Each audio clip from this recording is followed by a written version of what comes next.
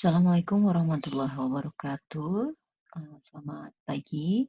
Pada pertemuan kali ini kita akan membahas mengenai diagnosa keperawatan berdasarkan Nanda. Hari ini saya murni akan menyampaikan materi mengenai diagnosa keperawatan. Oke, tujuan pembelajaran kita pada pagi hari ini adalah yang pertama menjelaskan pengertian diagnosa keperawatan. Kemudian menjelaskan tujuan diagnosa keperawatan, menjelaskan langkah-langkah dalam menentukan diagnosa keperawatan, dan merumuskan pernyataan diagnosa keperawatan. Setiap profesi kesehatan, saya rasa semua memiliki kerangka pengetahuan untuk merawat klien. Nah, ini merupakan ciri khas profesi. Contohnya misalnya dokter, mereka punya diagnosa medis. Kemudian apoteker, mereka punya cara tertentu untuk mengidentifikasi obat-obatan. Bidan, mereka punya diagnosa kebidanan. Dan kita perawat juga memiliki ciri khas tersendiri, yaitu merumuskan diagnosa keperawatan salah satunya.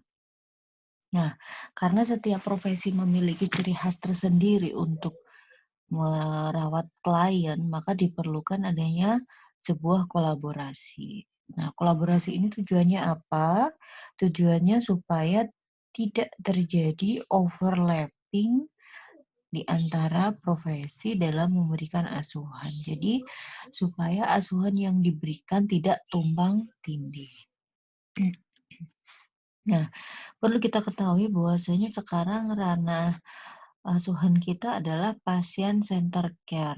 Ya, jadi semuanya fokusnya ke pasien, di mana setiap profesi kesehatan saling bekerja sama untuk merawat pasien tersebut. Di sini nanti dia menjadi point center. Jadi mereka saling berkolaborasi menunjukkan keunikan masing-masing profesi, namun tetap menggunakan komunikasi yang baik supaya bisa menghasilkan asuhan yang komprehensif. Nah, bisa dilihat ya di sini ada perawat, ada utilization, ada dokter, ada dentist, ada dokter gigi, ada dokter bedah, ada dokter umum, ada insurer ya, atau mungkin dari petugas asuransi kesehatan. Nah, diagnosa keperawatan adalah proses penilaian kita terhadap respon manusia, di mana nanti respon tersebut berkaitan dengan adanya gangguan di dalam kesehatannya atau di proses kehidupan, atau kerentanan terhadap respon tersebut dari seorang individu, keluarga, kelompok, maupun komunitas. Jadi memang yang akan kita lihat saat kita menegakkan sebuah diagnosa keperawatan adalah respon manusia terhadap gangguan kesehatan. Ini juga definisi yang lain, yaitu pernyataan yang menggambarkan respon manusia sama sebenarnya. Jadi, respon manusia baik dalam keadaan sehat maupun adanya perubahan pola interaksi aktual atau potensial dari individu atau kelompok. Tujuan dari merumuskan diagnosa keperawatan yaitu memungkinkan seorang perawat untuk menganalisis dan mensintesis data yang telah dikelompokkan. Jadi kan nanti sebelum Anda menegakkan diagnosa keperawatan ini kan tentunya Anda melakukan pengkajian terlebih dahulu. Nah, pengkajian yang dilakukan ini tujuannya adalah untuk mengumpulkan semua informasi yang dibutuhkan dari klien kita. Ya, jadi informasi baik itu yang sifatnya informasi positif maupun negatif. Artinya di sini mungkin informasi yang berkaitan dengan keadaan pasien yang normal maupun keadaan yang abnormal. Nah, nanti setelah data-data tersebut terkumpul, maka Anda akan menganalisis dan mensintesis data yang telah dikelompokkan sesuai dengan kesamaan atau kemiripan dari data tersebut. Nah, setelah Anda menganalisis dan mengelompokkan, akan memudahkan kita untuk mengidentifikasi masalah yang terjadi, faktor penyebabnya, dan juga bagaimana kemampuan klien untuk dapat mencegah atau memecahkan sebuah masalah. Nah, Di dalam diagnosa keperawatan, nanti Anda akan mengenal dua bagian. Meskipun tidak semua diagnosa nanti akan terdiri dari dua bagian ini ya. Yang pertama adalah deskriptor atau pengubah, dan yang bagian kedua adalah fokus diagnosis. Ya, jadi nanti mayoritas diagnosa akan terdiri dari dua bagian ini. Cuma memang nanti ada beberapa yang hanya terdiri dari satu bagian saja. Nah, ini contohnya ya, label diagnosa yang ada di Nanda. Ada beberapa deskriptor dan juga ada beberapa fokus diagnosis. Ini contohnya ya. Deskriptornya adalah ketidakefektifan. Fokus diagnosisnya adalah pola nafas. Deskriptornya risiko. Fokus diagnosisnya konstipasi. Deskriptornya defisiensi. Fokus diagnosisnya volume cairan. Deskriptornya kerusakan. Fokus diagnosisnya integritas kulit. Deskriptornya kesiapan meningkatkan. Fokus diagnosisnya penyesuaian diri. Jadi inilah yang dimaksud dengan dua bagian tadi. Oke, nanti untuk lebih jelas kalian harus sambil membuka buku Nanda ya. Oke, jadi di sini ada ketidakefektifan pola nafas. Nah, kalau dipecah maka ketidakefektifan ini menjadi deskriptor, pola nafas menjadi fokus diagnosa gitu. Nah, contoh dari beberapa yang tadi saya sebutkan bahwasanya ada jenis diagnosa yang dia hanya terdiri dari satu saja, yaitu fokus diagnosa. Misalnya, contohnya adalah hipertermi. Hipotermi itu hanya terdiri dari satu bagian saja, yaitu fokus diagnosa ya. Hipertermi, hipotermia. Kemudian ada ikterus neonatus, lalu ada apa lagi ya? Kecemasan atau anxiety. Nah, ini hanya terdiri dari satu kata saja. Oke, jadi nanti di diagnosa itu labelnya ada yang terdiri dari dua bagian, namun ada beberapa diagnosa yang hanya terdiri dari satu bagian saja, yaitu fokus diagnosis. Oke. Penting bagi kita sebagai seorang perawat maupun seorang calon perawat bahwa kita tidak hanya sekedar tahu namun harus paham ya, harus tahu dan paham apa definisi diagnosa dan apa saja indikator diagnostiknya. Jadi nanti kalau Anda membuka buku Nandanya, setiap kali label diagnosa, misalnya tadi hipertermi, maka di bawahnya akan ada definisi. Maka silakan dipahami, dibaca apa itu definisi dari hipertermi. Kemudian di bawahnya definisi akan ada batasan karakteristik.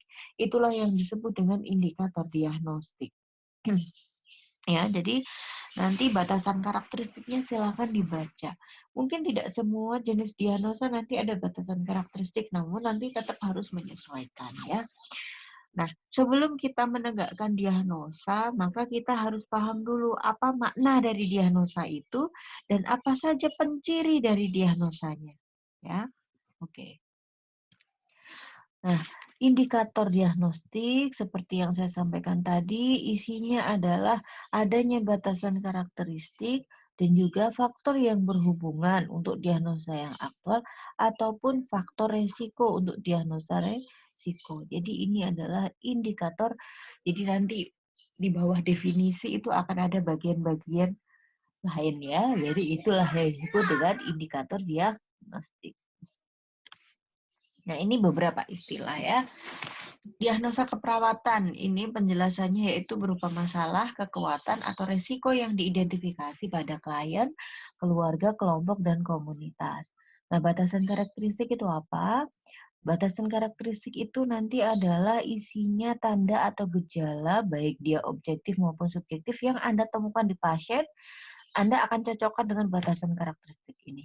Atau mungkin misalnya di sebuah diagnosa, maka tadi contoh hipertermi, ketika di situ ada batasan karakteristik, maka itulah tanda dan gejala yang muncul pada pasien yang mengalami hipertermi, baik berupa data objektif maupun subjektif.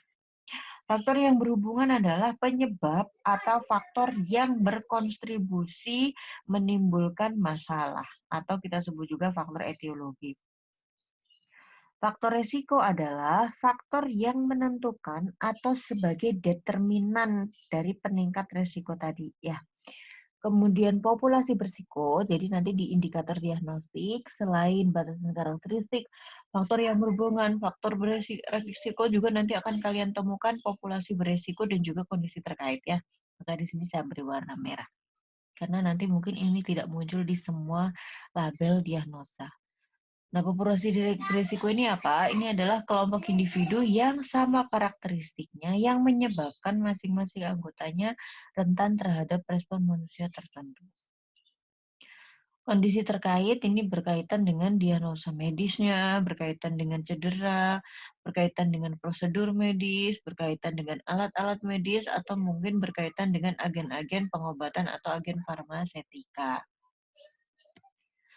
Nah, kita coba lihat jenis diagnosa keperawatan menurut buku Nanda Internasional.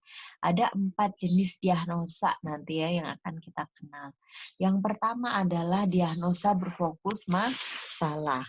Yang kedua adalah diagnosa resiko.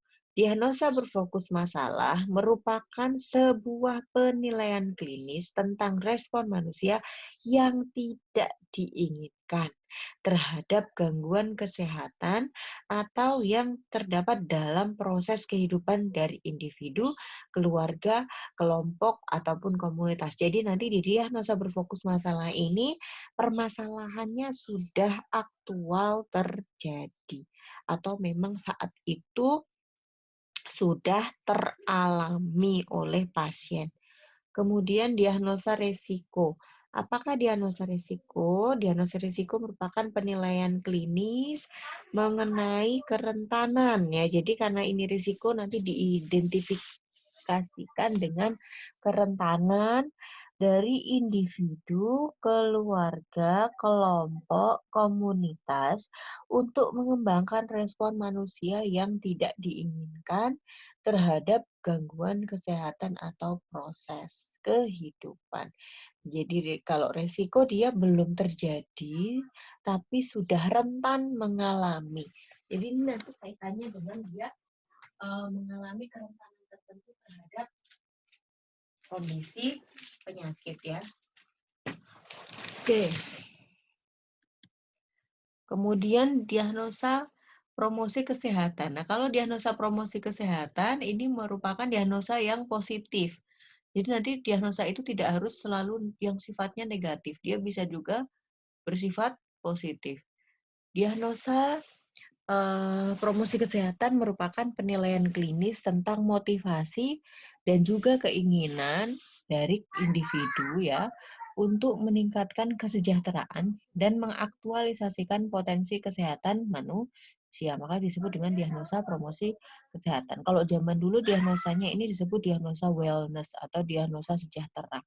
Namun menurut istilah dari Nanda Internasional, diagnosanya disebut sebagai diagnosa promosi kesehatan.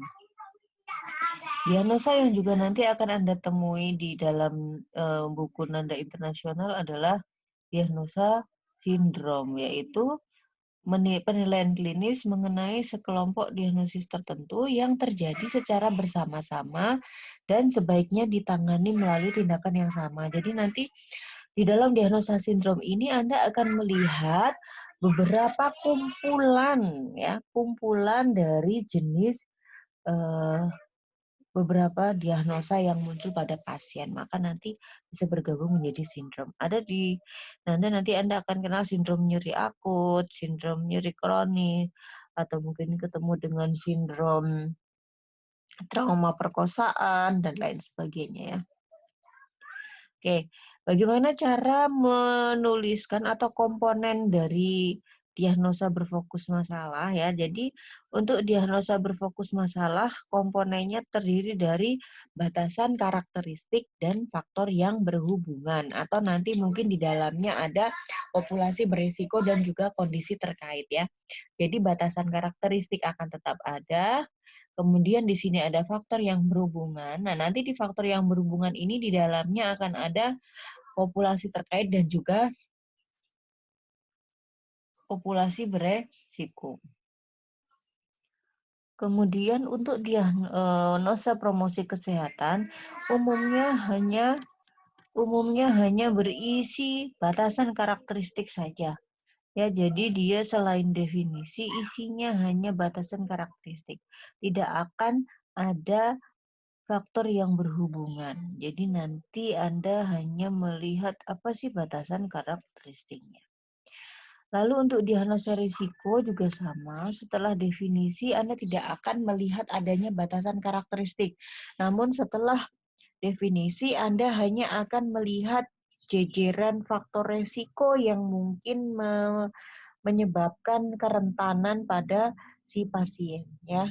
Jadi isinya hanya akan ada faktor risiko yang menyebabkan kerentanan pada pasiennya. Nah, selanjutnya bagaimana cara kita menyusun sebuah diagnosa keperawatan dari pengkajian ya. Jadi kita sebut langkah-langkah dari pengkajian menuju penetapan diagnosis.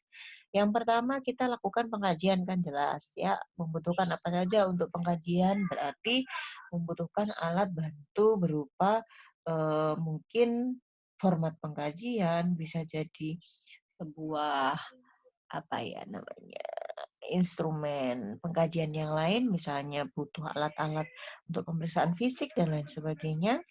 Kemudian setelah pengkajian kita lakukan, maka kita melakukan analisa data. Nah, di dalam analisa data ini, kita akan mengidentifikasi apa yang ditunjukkan dari hasil pengkajian tadi. Apakah memerlukan pertimbangan konsep keperawatan? Nah, ini di sini saat kita melakukan analisis data, kita perlu ya pertimbangan konsep dalam eh, keperawatan untuk data yang telah terkumpul. Jadi nanti saat kita mengelompokkan atau kita mengklasifikasikan tidak hanya sekedar kumpulkan satu bagian dan lain sebagainya, tapi kita perlu melakukan telaah terhadap data-data yang masuk. Lalu setelah kita melakukan analisis data, kita melakukan namanya pengelompokan data. Nah, atau pengelompokan informasi mengenai supaya nanti kita akan melihat polanya seperti apa. Di sini yang harus kita pertimbangkan adalah uh, seberapa objektif dan subjektif informasi yang ada untuk memberitahu tentang kondisi pasiennya. Ya, seberapa objektif dan subjektif informasi yang sudah ada untuk memberitahu tentang sesuatu. Kemudian juga kita akan mengidentifikasi kekuatan, kerentanan, dan masalah ataupun kekhawatiran yang terjadi pada pasien. Selanjutnya, kita akan mengidentifikasi diagnosis keperawatan potensial atau hipotesis dari diagnosis dengan mempertimbangkan apakah diagnosis perlu dipastikan atau disingkirkan. Ya, kemudian kita lakukan pengkajian mendalam. Kita kumpulkan data selanjutnya, misalnya kita sudah menemukan data pasiennya demam, tapi kita lupa tidak melakukan pemeriksaan lanjutan misalnya. Hanya punya data pasien demam suhunya 38. Kita tidak punya data yang lain. Maka untuk menegakkan sebuah diagnosa itu tentunya masih diperlukan data-data pengkajian yang mendalam. Kita perlu kaji apakah pasiennya mengalami pada saat kita raba tubuhnya terasa hangat, atau mungkin pasiennya mengalami peningkatan denyut nadi, apakah pasiennya juga mengalami peningkatan respirasi, apakah pasiennya juga mengalami misalnya apa ya ini nih, tubuhnya nampak kemerahan seperti itu. Nah, kalau memang iya atau belum ada data itu, maka kita melakukan pengumpulan data selanjutnya untuk membuktikan keakuratan dari sebuah diagnosa. Juga memerlukan pertimbangan ya, pengajian dan juga pengetahuan konsep keperawatan untuk mengarahkan kumpulan data. Jadi pada saat kita mengkaji, kita harus tahu dulu nih konsepnya. Misalnya pasien saya ini sakit apa? Pasien saya sakit diare. Ya kita harus paham dulu apa tuh diare itu dan apa saja yang harus kita ketahui dari seorang pasien diare. Jadi supaya yang kita tanyakan itu fokus, tidak melenceng kemana-mana. Sedang pengkajian diare yang kita tanyakan apakah nafasnya apakah terdapat batuk-batuk, apakah terdapat pusing, apakah terdapat sesak nafas. Nah, ini mungkin agak sedikit melenceng dari konsep yang seharusnya. Sehingga makanya di sini dituliskan memerlukan pertimbangan pengetahuan salah satunya ya, supaya kita tidak terjebak dalam pertanyaan atau mungkin terjebak dalam jawaban klien. Karena seringkali pada saat kita bertanya, pasien yang cenderung terbuka orangnya, dia akan menceritakan dari A sampai Z yang bahkan mungkin tidak nyambung dengan kondisi atau mungkin yang tidak nyambung dengan pertanyaan yang kita ajukan. Kemudian kita akan langkah selanjutnya adalah memastikan atau menyangkal diagnosa. Nah, di sini kita lakukan dengan cara memastikan batasan karakteristik. Jadi membandingkan batasan karakteristik yang ada, membandingkan faktor yang berhubungan ataupun faktor risiko. Nah, ini kita mempertimbangkan juga populasi berisiko dan juga kondisi terkait dari pasien. Oke. Selanjutnya, setelah kita sampai ke memastikan atau memfikskan diagnosa apa saja yang mungkin muncul, baru kita akan memprioritaskan diagnosa. Nah, diagnosanya nanti kita akan lihat apakah relevan dengan kondisi pasien, dengan situasi yang ada, dan juga sumber daya yang tersedia. Nah, misalnya kita perlu betul-betul cocokkan apakah kondisi-kondisi yang terjadi pada pasien ini betul-betul memang terjadi dan betul-betul sumber dayanya ada. Kemudian baru kita prioritaskan tindakannya dalam situasi yang tadi ya. Nah, sekarang langkah melakukan analisis data. Kenapa toh analisis data harus dilakukan? Nah, analisis data ini dilakukan tujuannya untuk membantu seorang perawat mempertimbangkan data yang dikumpulkan dalam pengkajian. Nah, oke, jadi membantu mempertimbangkan data-data yang telah dikumpulkan tadi untuk menjadi sesuatu yang berarti. Nah, di sini nanti pada saat Anda menggunakan Nanda harus sudah mengubah data yang Anda peroleh menjadi sebuah informasi. Maka di sini saya tuliskan bedakan antara data dengan informasi. Nah, contohnya begini. Misalnya Anda mengkaji pasien, ini yang paling gampang aja dah. Anda mengkaji pasien, suhunya didapat 38 derajat Celcius. Nah, suhu 38 derajat Celcius ini adalah data. Nah, bagaimana mengubah data ini menjadi sebuah informasi? Ya, kita harus menggunakan pengetahuan kita, harus menggunakan ilmu keperawatan kita. Nah, ketika suhu 38 derajat Celcius berarti dia di atas normal atau tidak? Ya. Jadi suhu 38 derajat Celcius berarti si pasien mengalami peningkatan suhu ya di atas rentang nilai normal. Kita harus punya pengetahuan tadi. Oh, suhu normal berapa? Suhu normal misalnya 36 sampai 37. 37 sampai 37,5 kita sebut subfebris misalnya. Di atas 37,5 kita sebutnya demam. Maka data tadi suhu 38 derajat kita ubah menjadi sebuah informasi, yaitu dia mengalami peningkatan suhu atau istilahnya berarti pasien mengalami hipertermi. Oke. Jadi suhu 38 derajat Celcius tadi adalah data. Ketika kita mau ubah menjadi informasi, maka informasinya adalah pasien mengalami peningkatan suhu. Oke. Di atas rentang normal. Nah, ini contoh lain ya. Ini konversi dari data menjadi sebuah informasi dari kasus pasien Nyonya E usianya 79 tahun yang mengalami nyeri abdomen. Ini dari hasil pengkajian diperoleh data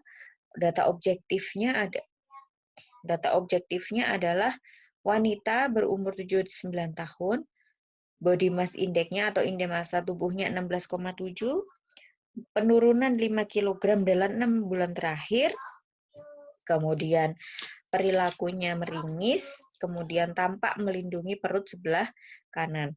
Nah, data subjektifnya, pasien mengeluh nyeri hebat pada kuadran kanan abdomen. Ya, pada kuadran kanan atas abdomen. Jadi kuadran kanan atas abdomen. Skalanya 9 dari 10 pakai skala numerik, dan pasien menyatakan konstipasi dengan buang air besar 7 hari yang lalu. Ini BAB terakhirnya. Oke. Nah, kita butuh pengetahuan untuk mengubah menjadi sebuah informasi. Pengetahuan apa saja yang kita butuhkan? Kita harus tahu fungsi usus atau nilai normal usus. Kita harus tahu teori nyeri dan manajemen nyeri. Kita harus tahu kebutuhan nutrisi untuk lansia. Nah, setelah kita tahu itu, maka kita akan paham mengubah informasinya. Misalnya, ini tadi data. Kok berat indeks massa tubuhnya hanya 16,7 ya? Gitu. Nah, indeks massa tubuh kurang dari 18,5, ini kita kategorikan dia berat badannya kurang. Maka ini disimpulkan berat badannya abnormal. Abnormalitasnya dilihat dari mana lagi? Ada penurunan 5 kg dalam 6 bulan terakhir ya. Ini berarti terjadi berat badan yang abnormal.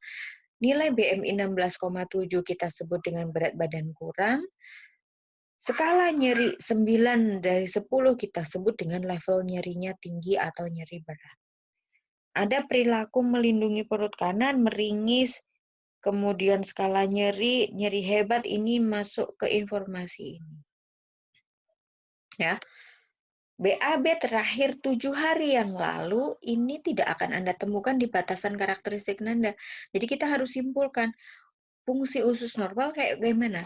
Oh, normalnya setiap manusia itu setiap hari pasti minimal 1 kali akan mengalami buang air besar. Kalau dia sudah tidak buang air 7 hari, selama 7 hari, berarti dia mengalami yang namanya konstipasi. Nah, inilah perbedaan dari data dan informasi. Oke ya, saya harap sampai sini kalian paham. Nah, bedanya apa? Data subjektif dan data objektif ya.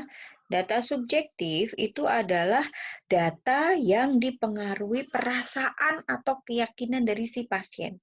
Jadi ungkapan dari si pasien ya berdasarkan perasaan ataupun keyakinan. Belum tentu isinya ini adalah fakta ya. Dan bukan merupakan keyakinan perawat tapi dari subjek asuhan keperawatan ya. Jadi keyakinannya tadi keyakinan dari subjek asuhan keperawatan baik itu individu, keluarga maupun kelompok atau komunitas. Nah, ini merupakan laporan lisan dari pasien mengenai persepsinya dan pemikirannya tentang kondisi kesehatan yang saat ini dialaminya, atau mengenai kenyamanan yang sedang dialaminya, atau kehidupan sehari-hari, dan lain sebagainya. Nah, bedanya data objektif apa? Data objektif ini tidak dipengaruhi oleh keyakinan dan juga perasaan seseorang. Nah, biasanya ini bentuknya lebih nyata, ya, atau lebih adil, atau lebih fair. Karena kita pakai alat ukur untuk data objektif. Nah, ini berupa tanda-tanda yang diamati atau diobservasi oleh perawat ataupun profesional kesehatan lainnya. Nah, biasanya data objektif ini dikumpulkan melalui pemeriksaan fisik dan juga hasil tes diagnostik atau tes penunjang. Bisa hasil lab, bisa hasil pemeriksaan ronsen, bisa hasil pemeriksaan EKG, ataupun pemeriksaan diagnostik lainnya. Nah, dalam kita melakukan pengamatan, maka seorang profesional kesehatan, salah satunya adalah perawat, harus menggunakan semua indera yang ada. Ya, baik penglihatan, pendengaran, rasa, peraba, ya, dan lain sebagainya. Ini Anda harus gunakan semuanya. Nah, ketika saya melihat informasi pasien, apa yang harus saya lakukan? Pertama, kita harus identifikasi apakah konsisten dengan definisinya dari diagnosa. Jadi nanti Anda bandingkan dengan Nanda, buku Nandanya, apakah ketika Anda melihat sebuah informasi, maka konsisten dengan definisinya. Kemudian yang kedua, apakah data-data yang muncul, baik subjektif ataupun objektif, menunjukkan karakteristik atau faktor resiko diagnosis. Ini sama, nanti Anda bandingkan dengan yang ada di buku Nanda. Kemudian, apakah itu termasuk penyebab atau faktor yang berhubungan dari diagnosis berfokus masalah yang potensial ya. Jadi itu nanti Anda identifikasi. Setelah Anda yakin dan pasti, maka selanjutnya Anda akan melihat apakah itu memenuhi atau tidak.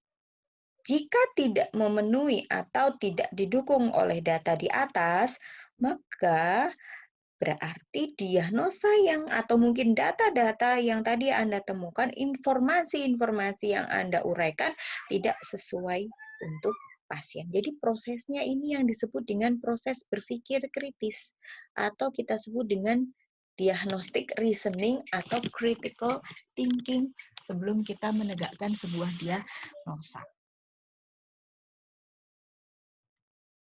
Nah, bagaimana cara kita membedakan diagnosa yang mirip satu dengan yang lain?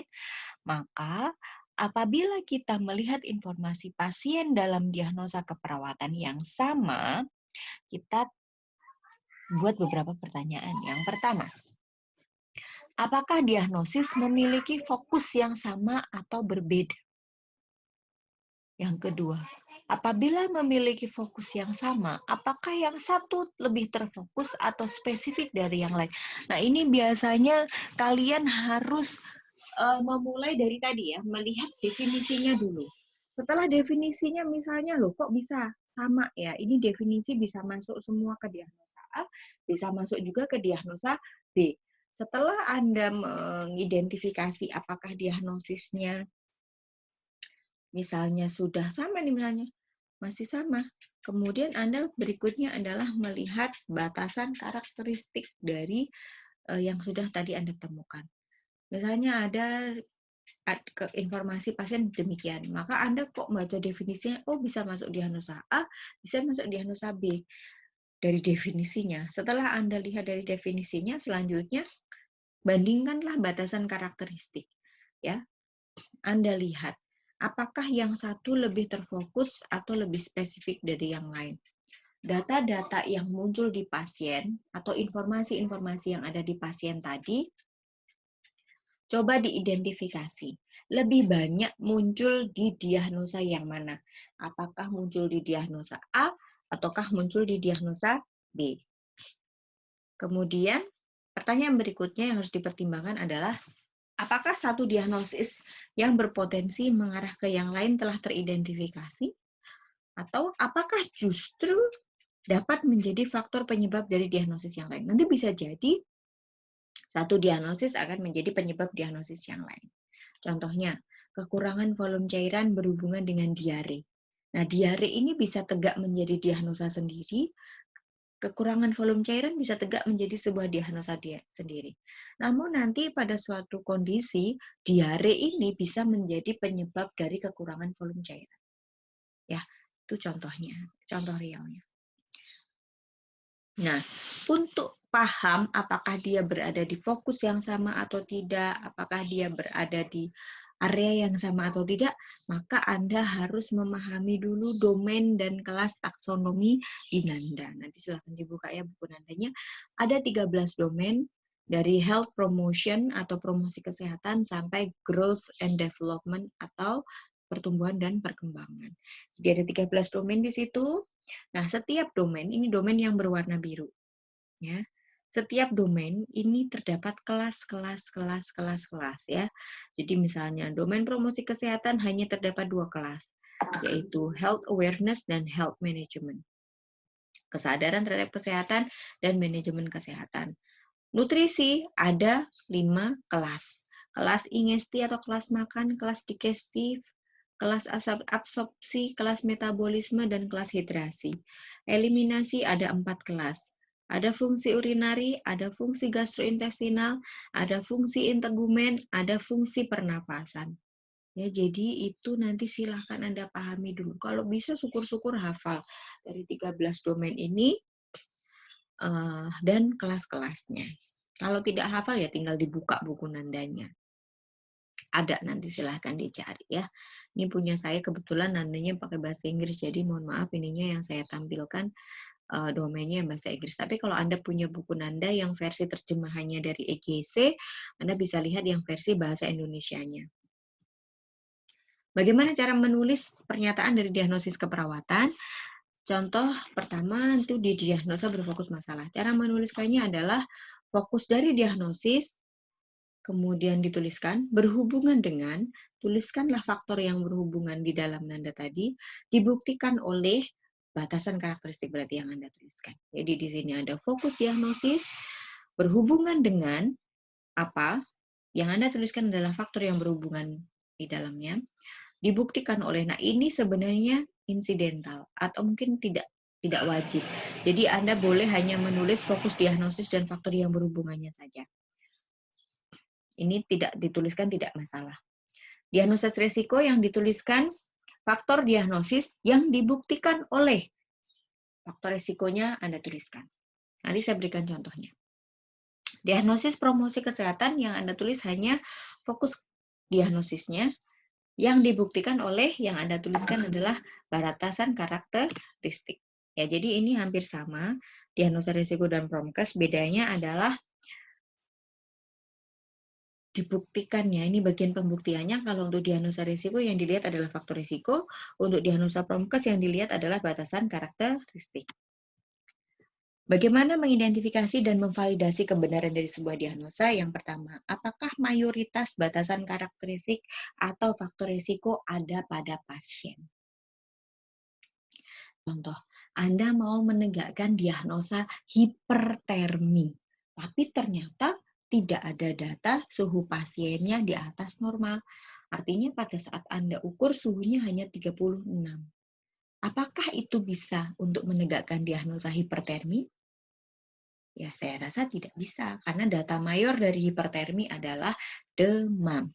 Ya, contoh yang lain misalnya, Anda mau menegakkan diagnosa ketidakseimbangan nutrisi kurang dari kebutuhan tubuh. Tapi tidak Anda temukan data penurunan berat badan yang signifikan. Misalnya penurunannya hanya 0,5 kilo, itu belum kita sebut dengan nutrisi kurang dari kebutuhan tubuh. Ya. Jadi kita cek apakah mayoritas batasan karakteristik atau faktor risiko ada pada pasien. Yang kedua, apakah faktor etiologi untuk bukti diagnosis pada pasien Anda itu ada? Ya. Kemudian yang ketiga, apakah Anda memvalidasi diagnosis dengan pasien atau keluarganya atau dengan rekan perawat yang lain apabila memungkinkan. Setelah Anda melewati itu semua, maka baru Anda bisa memvalidasi bahwasanya memang diagnosa yang Anda tegakkan itu sudah benar atau valid. Nah, berapa banyak batasan karakteristik yang perlu diidentifikasi dalam mendiagnosa pasien dengan diagnosa keperawatan? Ya, biasanya ada yang bertanya, Bu, katanya minimal katanya harus ada 3, Bu, minimal ada 3 data atau 3 batasan karakteristik kita bisa menegakkan diagnosa. Nah, ini tidak selamanya ya, tergantung dari diagnosis pasien. Apakah dia diagnosis risiko, apakah dia diagnosis berfokus pada masalah, apakah dia diagnosa promosi kesehatan. Nah, ini untuk diagnosa promosi kesehatan. Nah, ini biasanya kan hanya pernyataan pasien ya. Pernyataan pasien untuk meningkatkan aspek tertentu. Misalnya, saya ingin tahu bagaimana cara supaya berat badan saya naik. Nah, ini berarti dia diagnosa promosi kesehatan. Artinya dia ada keinginan untuk meningkatkan aspek tertentu tadi. Saya ingin tahu bagaimana caranya meningkatkan berat badan. Ya. Atau mungkin diagnosa lain, toh berfokus pada masalah misalnya, dia memerlukan sekelompok gejala, mungkin 3 atau 4 untuk dapat memiliki akurasi dari diagnosis. Jadi nggak bisa hanya satu data atau satu informasi untuk diagnosa yang berfokus pada masalah loh ya. Anda menegakkan sebuah diagnosa, itu tidak bisa. Harus minimal mungkin ada 3 atau 4 data supaya lebih akurat ya. Oke, nanti itu data yang bisa saya sampaikan. Untuk contoh diagnosa nanti saya berikan di forum diskusi saja. Terima kasih. Assalamualaikum warahmatullahi wabarakatuh.